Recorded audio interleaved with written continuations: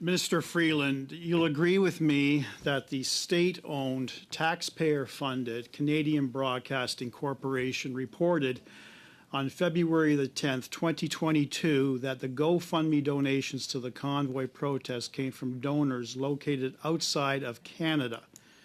You'd agree with that? I don't have the report in front of me, and I haven't memorized all CBC reports, but I'm prepared to believe you. In fact, they stated that the donations came from America, United Kingdom, France, Germany, Australia, New Zealand, and the Netherlands. You'd also accept that as fact? I don't see the article before me, but you say that's what it says. They even claimed that the convoy might be Russian-funded. Do you recall that? Again, you're reading from the article. Yes. On March 21st, 2002, the CBC, without any explanation, without apology, without any clarity, retracted their story regarding the funding of the protest. You were aware of that? Again, I'm not speaking for the CBC. I'm speaking for the Ministry of Finance. I'm not asking you to speak for the CBC. I'm asking, were you informed that the CBC retracted the story, the false story, about foreign funding donations to the convoy?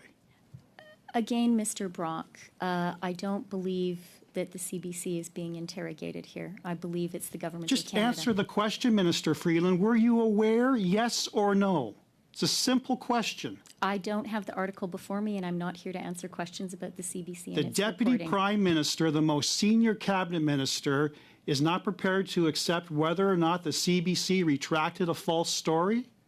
I don't speak for the CBC, sir. You, as the most senior cabinet minister and the Deputy Prime Minister, relied upon that initial story from the CBC and shared your concerns with Canadians regarding terrorism funding and money laundering. Your words, correct? Let me be very clear. My principal concern when it comes to the illegal occupation and the illegal blockades is the economic harm that was done to Canada. Let me be very clear, Minister Freeland. Your words several times in the House referred to terrorism funding and money laundering. Are you saying you didn't use those words? I am speaking here today, and I am talking about the central motivation of our very serious And actions. I'm here to ask you questions, and I expect, unlike question period, I expect a response. So my response is, do you recall using the words terrorism funding and money laundering in the House and reporting outside the House? Yes or no, Minister Freeland? I believe if we were in a court of law where I think you once worked, that might be called badgering the witness, Mr. Brock. Members, we now move to 3 minutes. Mr. Fortin. Merci, Madame la Présidente.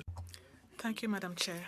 Madam Freeland, a preliminary remark. You told Mr. Brock a while ago that a judge will consider what he was doing as badgering. I would say a judge would tell you, with all due respect, enough is enough. Answer the question being asked, because we are wasting our time.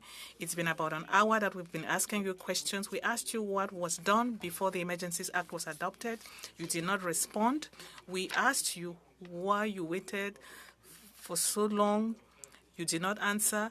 Senator Carignan asked you if the United States offered you tow trucks. You still did not answer. It's very disappointing, Madam Minister, and I do not know what we will do to implement the mandate that the House gave us. We need information and documents, not an artistic spectacle. So with all due respect, we would want answers to our questions. Maybe let me ask you one last time. What was attempted before the Emergencies Act was passed? You already spoke with many of my colleagues and officials from other departments. I would like your answer, Madam Minister. Could you answer the question or not? Do you know what was done before the Emergencies Act was proclaimed? I was about to answer your questions. You are still dragging your feet. I have a minute left. I know you can drag on for that time, but you know it's very exasperating.